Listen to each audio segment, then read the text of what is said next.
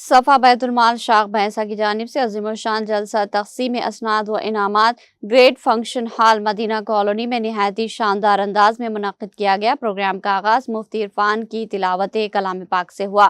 حمد باری تعالیٰ سید شہباز نے اور نعت شریف قاری کامران نے پیش کی۔ اس موقع پر مہمان خصوصی مولانا فصیح الدین ندوی، جنرل سیکریٹری صفا انڈیا اور مولانا وسیم خازن صفا انڈیا نے خطاب کرتے ہوئے طلباء کو سیرت طیبہ سے روشناس کروایا اور آپ کے بتائے ہوئے راستے پر چلنے کی نصیحت کی۔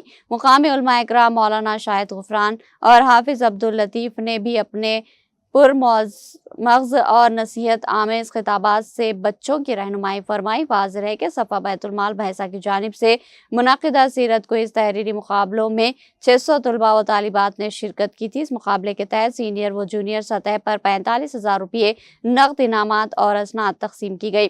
اس موقع پر شہر بھینسہ کے اردو انگریزی میڈیم اسکولوں کے طلباء و طالبات، والدین اور صفا بیت المال کے خدام مولانا جعفر قاسمی، مولانا عبدالقیوم، مولانا جواد شیخ، عرفان مجاہد، محمد خالد، عبدالرزاق، عاطف سجاد، اشتیاق شیخ، علی عظیم، حامد و دیگر احباب بڑی تعداد میں موجود تھے۔